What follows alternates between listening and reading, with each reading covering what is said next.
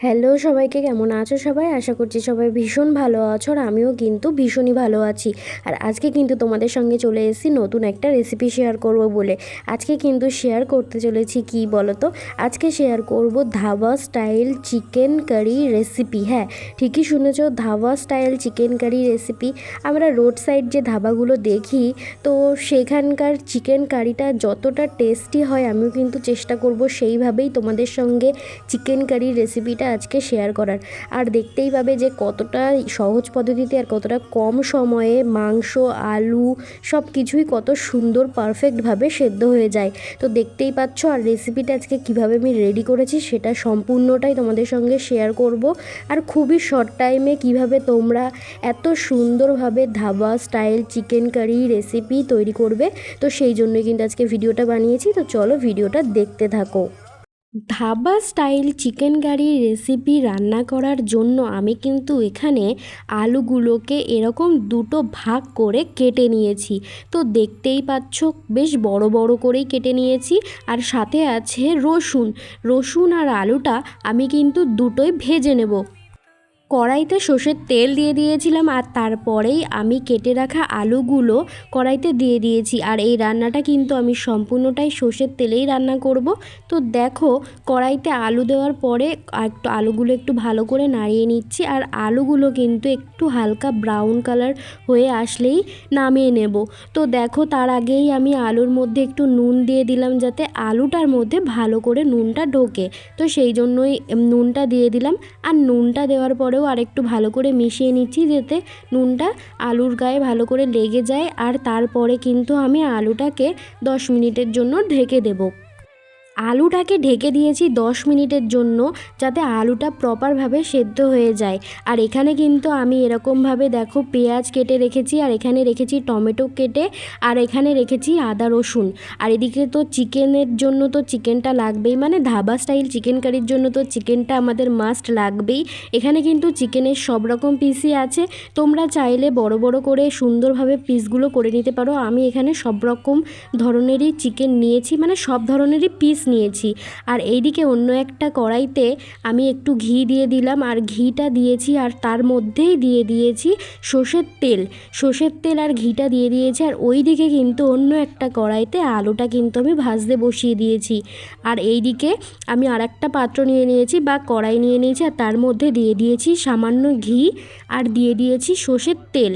আর এরপরেই তেলটা গরম হয়ে যাওয়ার পরে আমি কিন্তু এর মধ্যে দিয়ে দিলাম গোটা জিরেটা দেওয়ার পরে আমি কিন্তু এখানে কেটে রেখেছিলাম তেজপাতাটা কিন্তু আমি এখানে দিয়ে দিচ্ছি। আমি যেখানে ঘিয়ের মধ্যে সর্ষের তেল ব্যবহার করেছি, তোমরা চাইলে এর মধ্যে সাদা তেলও ব্যবহার করতে পারো, কিন্তু আমার মনে হয় সর্ষের তেলে মাংস রান্না করলে টেস্টটা একটু বেশিই আসে। তো সেই জন্য আমি কিন্তু এখানে চিকেন রান্না করার জন্য, মানে ধাবা স্টাইল চিকেন রান্না করার জন্য সর্ষের তেলই ইউজ করেছি। তোমরা চাইলে সাদা তেলও ব্যবহার করতে পারো। তো দেখো, তারপরেই কিন্তু আমি এর মধ্যে চিকেনগুলো, মানে তেলের মধ্যে চিকেনগুলো দিয়ে দিচ্ছি।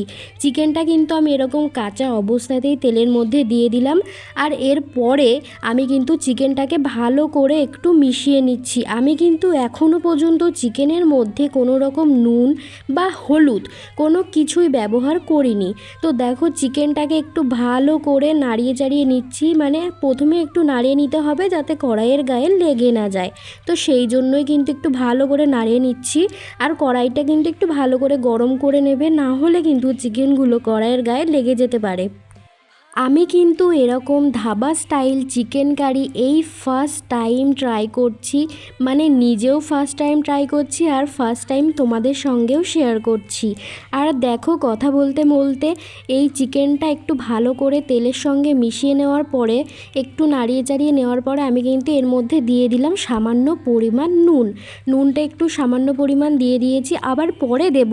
এখন একটু দিলাম, কারণ এখন যে আমি তেলের মধ্যে চিকেনটাকে দিয়েছি, যাতে চিকেনটার মধ্যে সামান্য একটু নুনটা ঢুকে যায়, তো সেই জন্যই কিন্তু এখন নুনটা দিয়ে দিলাম। আর এবার কিন্তু আমি দিয়ে দেবো ঢাকা। হ্যাঁ, চিকেনটা একটু ঢেকে দেবো 5 মিনিটের জন্য। আর এই দিকে আমি তোমাদের সঙ্গে শেয়ার করে নিই যে কী কী মশলা আমি এখানে ব্যবহার করছি। আমি কিন্তু এখানে পেঁয়াজ কুচিয়ে রেখেছি আর এখানে রেখেছি কাঁচা লঙ্কা। কাঁচা লঙ্কাগুলো কিন্তু আমি এইভাবে গোটাই দেবো, মানে মাঝখান থেকে চিড়ে রেখেছি। আর এই দিকে রেখেছি আদা আর রসুন, আর এদিকে যে গোটা রসুনগুলো দেখতে পাচ্ছ ওইগুলো কিন্তু আমি ভাজবো। আর তারপরেই যেটা ছিল টমেটো কুচি, সেটাও কিন্তু আমি কুচিয়ে রেখে দিয়েছি। তো তোমরা দেখতেই পাবে যে আমি কীভাবে রান্নাটা করি।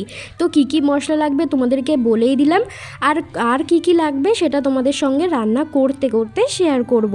তো দেখো 5 মিনিট পর আমি মাংসর থেকে ঢাকনাটা আলগা করে দিলাম, মানে কড়াই থেকে ঢাকনাটা আলগা করে দেওয়ার পরে দেখো কতটা জল ছেড়েছে মাংসের থেকে।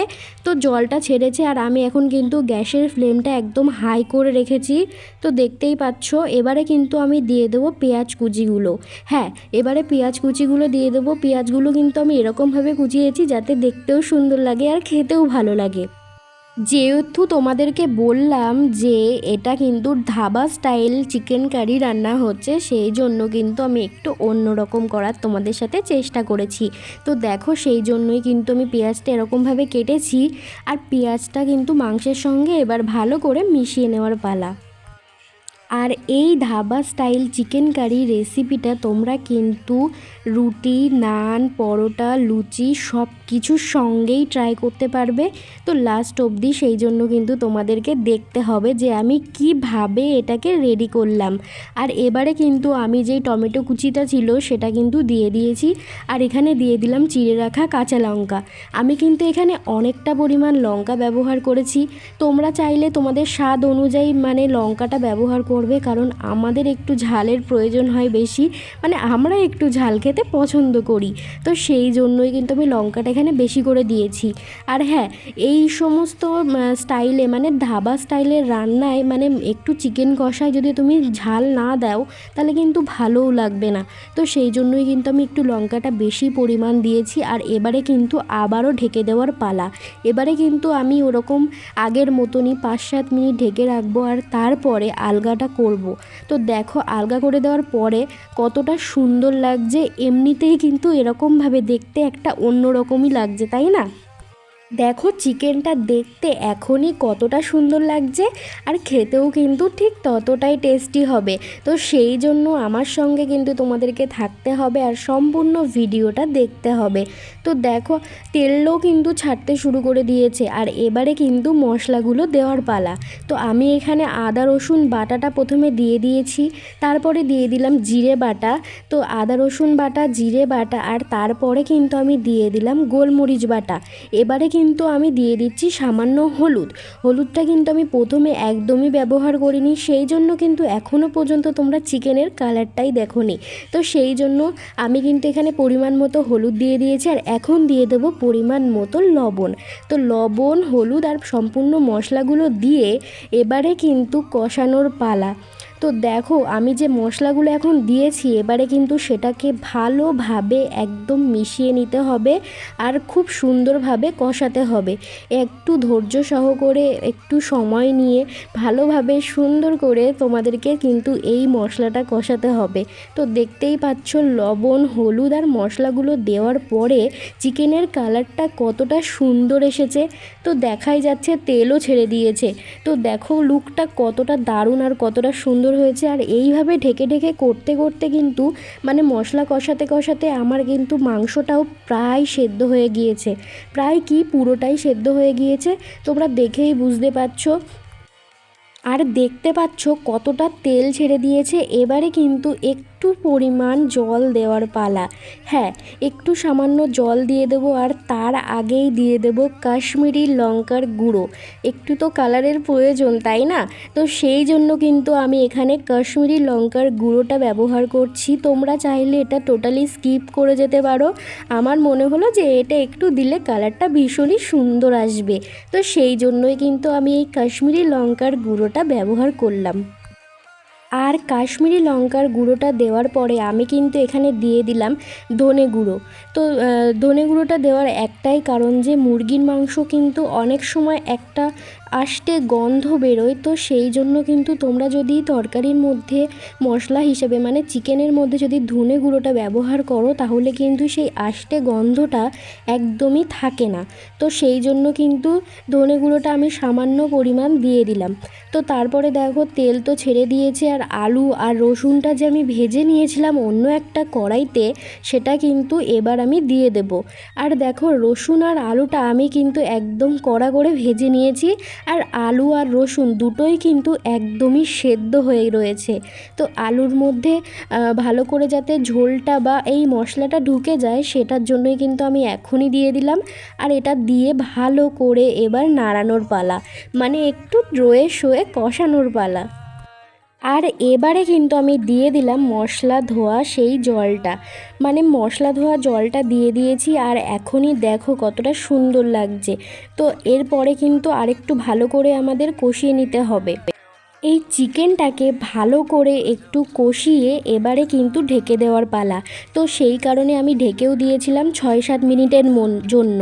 তো এবার কিন্তু আমি এটাকে আলগা করে নিয়েছি। আর আলগা করে নেওয়ার পরে দেখো জাস্ট লুকটা তোমরা দেখো কতটা সুন্দর দেখতে লাগছে, আর খেতেও কিন্তু এতটাই সুন্দর হয়েছিল। মানে দেখেই বুঝতে পারছো কতটা সুন্দর, আর কতটা সুন্দর একটা কালার এসছে। তো হ্যাঁ, এবারে কিন্তু আমি যেটা বললাম মানে দেখেই খেতে ইচ্ছা করছে। তো খেতে ইচ্ছা করবে নাই কেন, এটা কিন্তু একদমই রেডি। মানে কি বলছি বিশ্বাস হচ্ছে না, একদমই রেডি। আরে দাঁড়াও বলছি। এবারে কিন্তু আমি এখানে দিয়ে দিলাম ফেটিয়ে রাখা দই। হ্যাঁ, খুবই সামান্য পরিমাণ ফেটিয়ে রাখা দই আমি এখানে দিয়ে দিলাম। আর এবারে কিন্তু আমি দইটা ভালো করে তরকারির সঙ্গে মিশিয়ে নেব, মানে এই চিকেনটার সঙ্গে ভালো করে মিশিয়ে নেব। দইটা ভালো করে চিকেনের সঙ্গে মেশানোর পরে চিকেনটা কিন্তু একদমই রেডি হয়ে গিয়েছে। হ্যাঁ, ঠিকই শুনছো, চিকেনটা একদমই রেডি হয়ে গিয়েছে।